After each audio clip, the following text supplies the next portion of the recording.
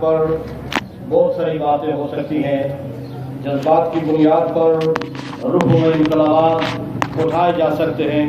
میں ڈاکٹر عبدالقدوس صاحب، مفتی وسیم شوکت صاحب اور سارے زوراء کو مبارکباد پیش کرتا ہوں۔ آپ جو اسٹیج پر تشریف فرما ہیں، آپ سارے ہی قابل احترام، قابل عزت اور قابل قدر ہیں۔ اپنے اپنے انداز میں آپ لوگوں نے توہین قرآن کے اس جبر اور بربریت کے واقعے کی مذمت کی ہے۔ پوری دنیا کے اندر مسلم عوام اور مسلمان حکمرانوں کو چھوڑ کے مسلمانوں کی رایا عوام سراپا احتجاج ہیں۔ بزرگوں اور بھائیوں، یہ بات اپنی جگہ درست ہے کہ ایک طرف ایران، عراق اور شام نے اپنے سفیروں کو نکالا اور ان ایام میں حج بھی ہو رہا تھا۔ مسلمان حضرت ابراہیم علیہ السلام کی عظیم قربانی، حضرت اسماعیل علیہ السلام کی سنت ادا کر رہے تھے۔ میرے بھائیوں اور بزرگوں، یہ آپ کے ایمان کو ٹیسٹ کیا جا رہا ہے۔ جو مسلمان حکمران ہیں، جو اسلامی امت کے حکمران ہیں، وہ تو ان کے اعلیٰ کار ہیں۔ یہ آپ کو ٹیسٹ کیا جا رہا ہے۔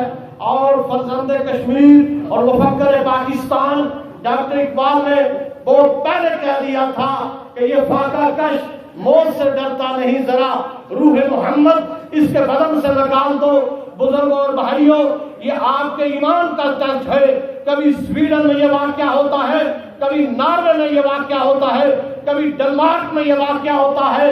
پوری دنیا کے اندر وہ منظم منصوبہ بندی کے تحت اور آپ لوگوں کے حکمرانوں کو ان کے ضمیروں کو جھنجھوڑنے کی کوشش کر رہے ہیں کہ کوئی میں صلاح الدین ایوبی ہے، کوئی میں طارق بن زیاد ہے۔ ہاں، ابراہیم علیہ السلام کی قربانی ہو رہی تھی، لیکن یہ باطل سمجھتا ہے کہ اگر ابراہیم علیہ السلام کی قربانی قیامت تک زندہ ہے اور یہ قوم جو مسلمان ہے، لا الہ الا اللہ محمد رسول اللہ کا نغمہ محمدی بلند کیا ہوا ہے، یہ قرآن اور صاحب قرآن پہ اپنی جان مٹانا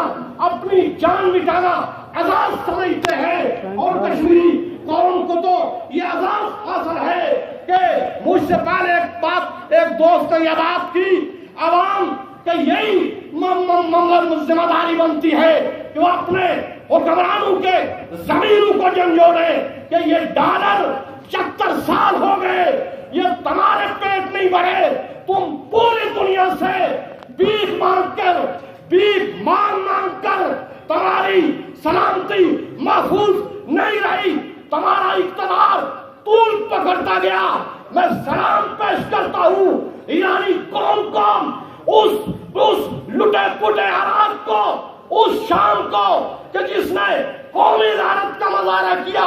ہونا تو یہ چاہیے تھا کہ جس ملک کے پاس ایٹم بم ہے، وہ ڈالروں کے چکر کو چھوڑ کے وہ اپنی سلامتی کو سامنے رکھتے ہوئے یہ اسلامی سربراہی کانفرنس کا اجلاس آگامی طور پر اسلام آباد میں ہونا چاہیے تھا، اور نہ صرف پاکستان سے سویڈن کے سفیر کو نکالا جاتا، بلکہ دنیا بھر کے اندر جہاں جہاں بھی مسلمان حکومتیں ہیں، مسلم حکمران ہیں، وہ یہ اعلان کرتے۔ لیکن شام کا مقام ہے کہ ہمارا نہ پیٹ پر آ گیا، نہ ہماری ملک میں استحکام آیا۔ کبھی ایک مسئلہ یہ لا الہ الا اللہ محمد رسول اللہ کے نام پر یہ ملک بنا ہے، یہ قرآن کی توہین، یہ رسول اللہ صلی اللہ علیہ وسلم کی عزت اور حرمت پہ کبھی آنچ نہیں آنے دیں گے۔ اور کشمیریوں، آپ تو مبارکباد کا مستحق ہے کہ عبد القدیر نامی نوجوان اسی جولائی کے مہینے میں توہین قرآن کا واقعہ ہوتا ہے، اور عبد القدیر نامی نوجوان نے حتی اپنے ساتھیوں کے ہمراہ شہادت قبول کی ہے۔ میں زیادہ بات شاید آپ کا ٹائم لے گیا۔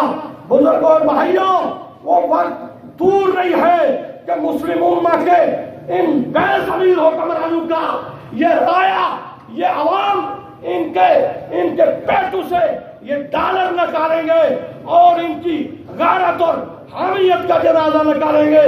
میں انہی الفاظ کے ساتھ آپ سے اجازت چاہوں گا۔